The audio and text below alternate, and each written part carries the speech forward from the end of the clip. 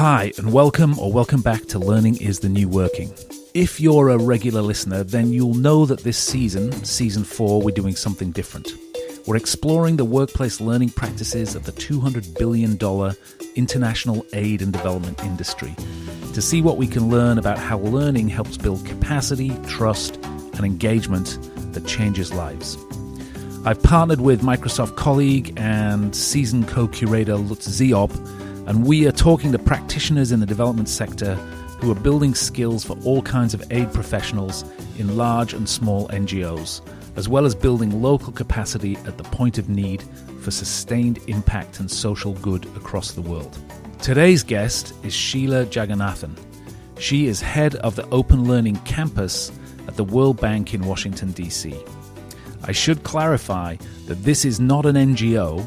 However, it does operate to further two goals for the world to achieve by 2030.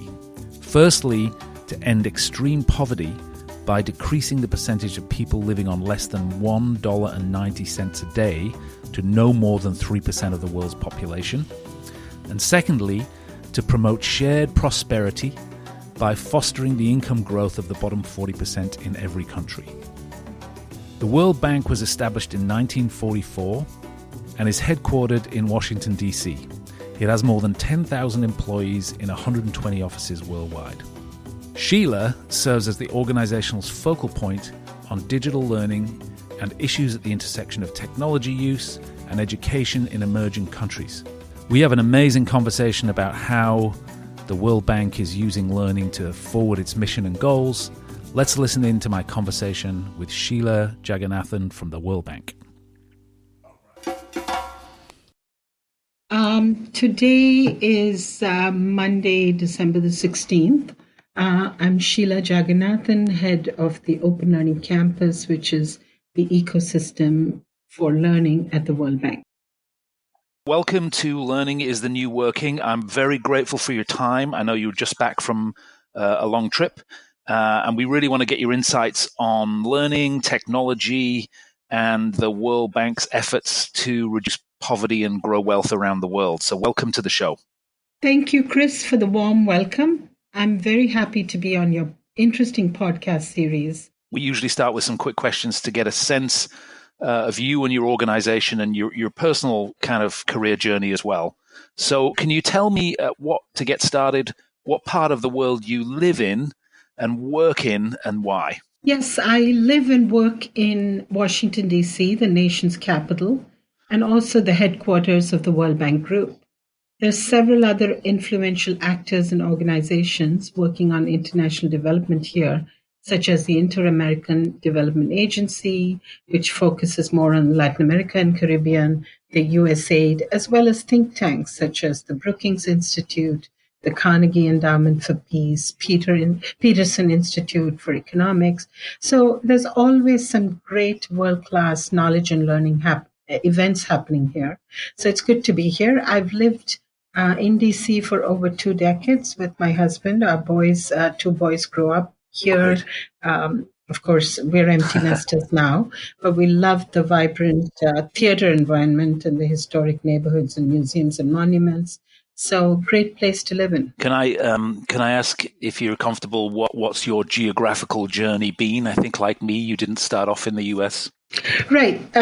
Yeah, sure. I came to the U.S. in the early 80s to Boston. And at that time, when Route 128 was acquiring a new meaning, tech firms were springing up everywhere, and the city was becoming a mecca, not just for education, but especially ed tech. So I had the great privilege of going across the Charles River to MIT to attend lectures by Seymour Pappert, who at that time, he had co-founded the AI Lab and was at the center of 3 revolutions that really impacted my journey in this direction. He was looking at exploring new ideas in child development, recognizing the significance of the first stirrings of AI and its implications for learning. And of course, the third one was the deployment of the computational technologies in education. So this might be a surprise to many who think that AI really started after 2010. This was going on even then. And so after my work with Pappert, I was inspired really to change my major to educational technology with a focus on intelligent tutoring, which is really what we're calling adaptive or personalized learning today. So basically, these experiences provided for me a rich foundation that has really shaped my career, where I've followed the blindingly fast changes in technology and have always worked at the intersection of technology and learning with a focus on innovative pedagogies. Fascinating, really interesting. So what your undergraduate degree was in what? In technology or in pedagogy? Really, my undergraduate degree, which I had completed in India, was, more of a generalist Bachelor of Science and so on. I came to Boston to do a master's, and that's what the story was all about. So it was on ed media and technology with a focus on AI for intelligent tutoring, and that's how it all started for me. Excellent. So perhaps we should just share at this point what your job title is today, and what is your, what do you typically do on a typical day at work? The title is basically the head of the Open Learning Campus. And what's the Open Learning Campus? It's the learning ecosystem for the World Bank Group, a sort of a go-to destination for development learning, if you would. What this also means is that I'm the organizational focal point on digital learning, and as I said before, at the intersection of technology use and education. While I will get into more detail around the goals of the Open Learning Campus, suffice it is to say that it's around capacity building, around learning analytics, around providing continuous learning to a very, very distributed set of World Bank staff, but also our clients who are distributed across the globe. So basically, what does my day look like, or my week typically consists of?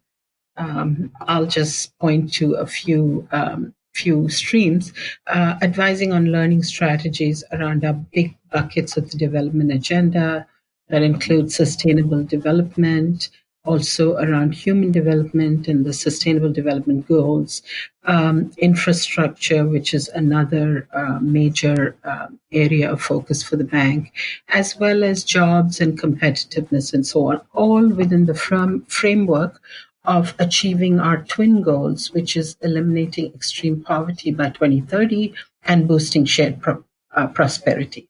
A few other examples of what my day might look like is we provide learning is really important to our operational and policy and country services group. So making sure that our learning programs help our clients solve development challenges, but while also managing risk. And this includes not only having a core set of operational learning, where I work with the learning teams in what we call the Operational Policy and Country Services Group, but also making sure that a systematic capture of both successes and failures are captured from our operational work to guide future projects and so on. There's a good deal of, the knowledge now sits in the unit of the bank that is called the Development Economics Group.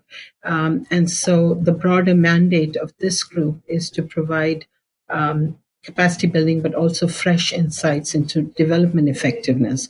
And so we support this group in making sure that some of their seminal publications, like the World Development Report, which I will talk to you about a little later, and other seminal work like this is distributed in a continuous and just-in-time manner. So that's another area. Frequently, I get called to make sure that our learning aligns to corporate priorities like new financing instruments, our work in fragile and conflict-affected areas, making sure our staff are agile around the new economic and social framework that we have recently launched around the Human Capital Index, Chris, that we've talked about, and also some corporate corporate areas such as diversity and inclusion and ethics and so on. Another big bucket of my work focuses on a learning curricula or products aligned to client demand. And so these could be around cross-sectoral themes such as, urbanization, global crisis response, fragility cycles and disruption, gender inclusion, demographic growth and transition, and so on. And part of that bucket of work, I also provide policy advice and technical assistance to some of the country teams, both governmental institutions, but also training institutes in country, because a lot of them want to also reimagine their own capacity building efforts to include digital tools and technologies and pedagogies. And so I do that. Skills development and preparing for the fourth industrial revolution, that's also an important part. And maintaining and sustaining our open learning campus, both formal, informal, peer-to-peer, on the job, so that real behavior change and transformational impact can be achieved. Spend a bit of time mentoring and coaching as well, and contributing to the global knowledge sharing as I'm doing today. That's a pretty massive portfolio, and hopefully we're going to get into some areas of that and expand on that a little bit. But Sheila, it might be useful, I think, if you could just spend a moment to talk about the World Bank and its mission. I know you mentioned the sort of twin goals of the World Bank, but can you just unpack what the World Bank does for a layperson here? And the one thing that I'm sort of interested in is we're talking to you as part of our series, which we call Learning for Good, where we're talking to people from definitely private sector, but also a lot of NGOs in the sort of aid sector. So can you just explain the World Bank is not an NGO, it's a private sector organization. Can you give us that context as well? More of a public sector. So, the World Bank has 189 member countries and staff from 170 countries across the globe. The World Bank Group is a unique global partnership of 5 institutions, all working on sustainable solutions that reduce poverty and share prosperity in developing or emerging countries. So, as I said before, we are sort of guided by twin goals. One, reducing the share of global population that lives in extreme poverty to 2% by 2030, and 2, by increasing the incomes of the poorest 40% of the people in every country. So basically sharing prosperity. Mm-hmm. So in summary, the World Bank is one of the largest sources of funding as well as knowledge and learning for developing countries. I talked about 5 institutions, and I'll quickly give you a little idea into that. So we have IBRD, which is really where I work, which is it's the International Bank for Reconstruction and Development, provides financial development, policy financing, as well as knowledge. And then you have the IDA, which provides zero to low cost interest and loans to the poorest countries in the world. You have the IFC, which is the International Finance Corporations, which is more the private sector arm of the World Bank. It provides private sector investment as well as advisory. We also have what we call the MIGA, the Multilateral Investment Guarantee Agency, which provides political risk insurance and guarantees. And finally, we also, in the World Bank Group, include the International Center for Settlement of International Disputes.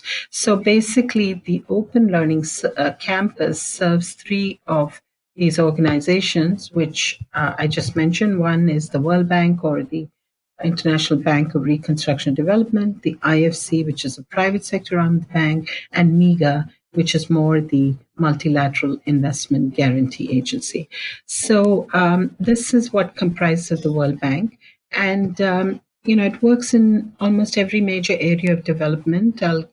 We are divided into, as I said before, into sustainable development, human development, infrastructure, macroeconomics, and so on, as well as cross-cutting themes of gender and climate change and so on, provide a wide array of financial products and